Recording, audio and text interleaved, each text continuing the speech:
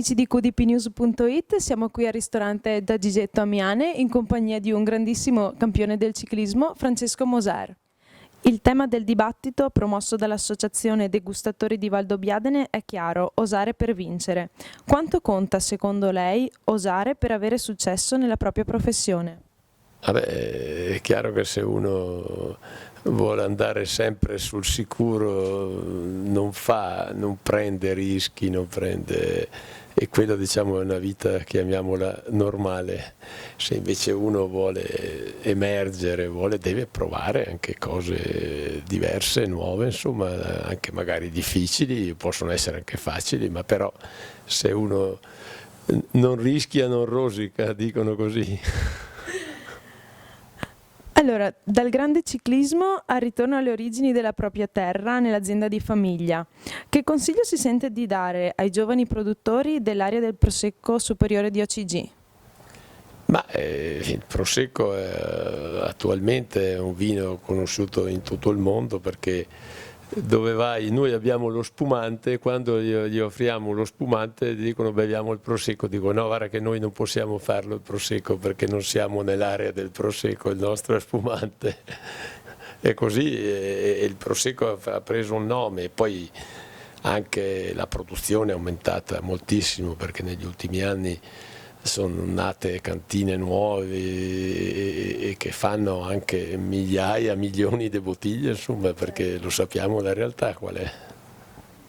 Allora, abbiamo detto quindi colline di vino queste nostre, ma anche di ciclismo. Secondo lei si usava di più per vincere ai tempi delle sue storiche battaglie oppure nel ciclismo ultramoderno di oggi? Oggi si può dire che è un po' tutto previsto, prevedibile, tutto calcolato, perché con la tecnologia che c'è si sa già tutto, e anche in gara, specialmente nelle gare dei professionisti, è tutto sotto controllo, diciamo, la corsa. Prima era, come dire, più incerta la cosa, e proprio chi magari sapeva approfittare dei momenti giusti, della discesa, dello strappo, chi conosceva anche le strade poteva, come dire, giocare anche sulla sorpresa. Oggi invece sorpresa non c'è più per nessuno, perché tutti vanno a vedere i percorsi, tutti sanno come sono le strade, per dire, e perciò è tutto prevedibile. Io questa salita qui del Convai nel 69 ho appena cominciato a correre, era la terza o la quarta corsa che facevo, sono venuto a farla e siamo andati in fuga proprio qui sul Convai, e arrivavamo giù vicino al Piave, in un paese, adesso non mi ricordo della battaglia, adesso non mi ricordo come era il nome proprio del paese, e ho fatto quarto, poi siamo arrivati in 7-8 in volata. E aveva vinto un veneto che andava anche forte, a quel tempo si chiamava Dalbò, ma eravamo allievi, avevamo appena cominciato a correre, e mi ricordo che nominavano questo Convai come se fosse una salita difficile, invece non, però per gli allievi insomma era già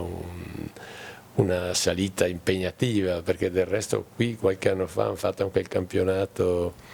italiano degli juniores, che c'era qua, ero venuto a vedere mio figlio sul percorso. Ecco qui in mano al signor Moser la sua autobiografia intitolata Ho osato vincere, e in particolare c'è una frase sulla copertina che cita: ho vinto spesso, qualche volta ho perso, non ho mai partecipato. Più di qualche volta ho perso, perché è più facile perdere che vincere con le corse, però è vero che io quando partivo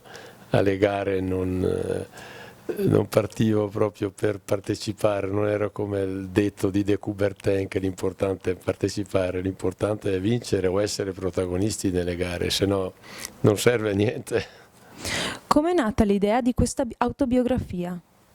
Ma in realtà sono già stati fatti almeno 8-9 libri su di me quando correvo, però erano tutti libri tecnici, non so, sulla Roubaix, sul Giro d'Italia, e anche fotografici. E un libro che prendesse in considerazione tutta la mia vita, insomma, non era ancora stato fatto, e allora un giorno sono arrivati da me quelli della Mondadori che stanno facendo queste collane dei personaggi, e mi hanno chiesto se ero disponibile a fare un libro con loro.